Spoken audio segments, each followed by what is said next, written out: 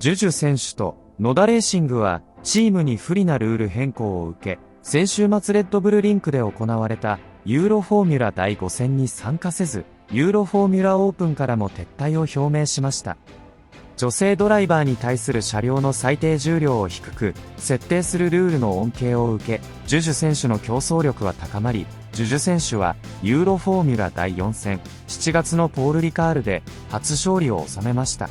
表向きは彼女に競争力があることが証明されたことを考慮して、シリーズ主催者の GT スポーツは第5ラウンドから女性優位な最低重量規定を撤回することを選択し、それを知った野田レーシングは撤退を伝えました。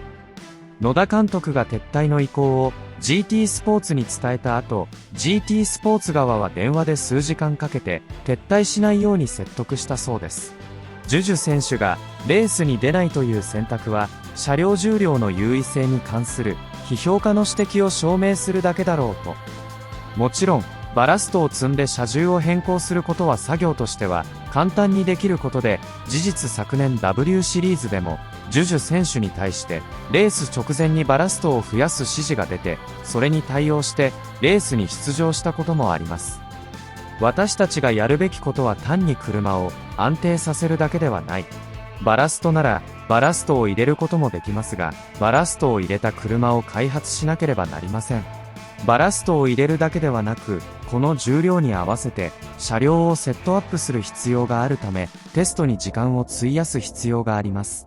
そして先週まで私たちは以前のレギュレーションでテストしていましたと野田秀樹監督。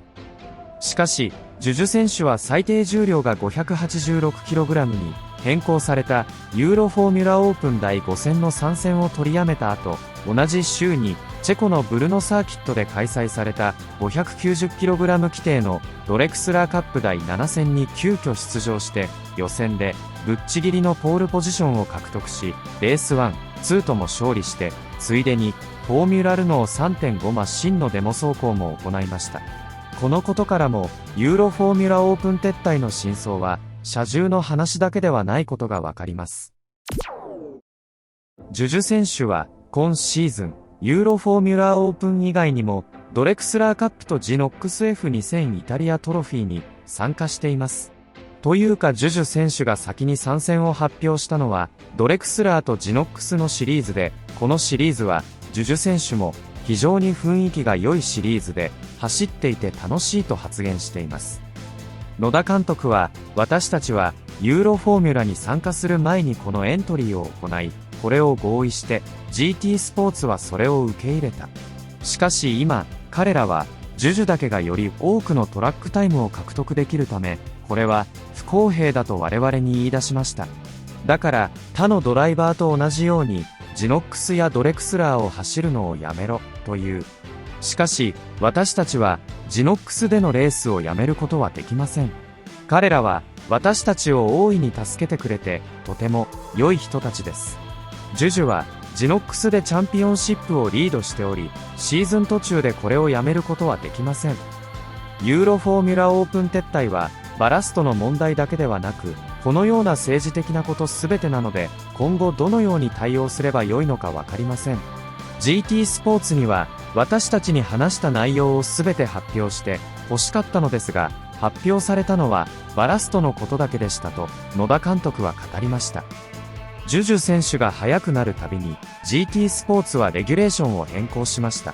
その理由はジュジュ選手がハンガロリンクで非常に速くレースに勝てそうだったからでしょう。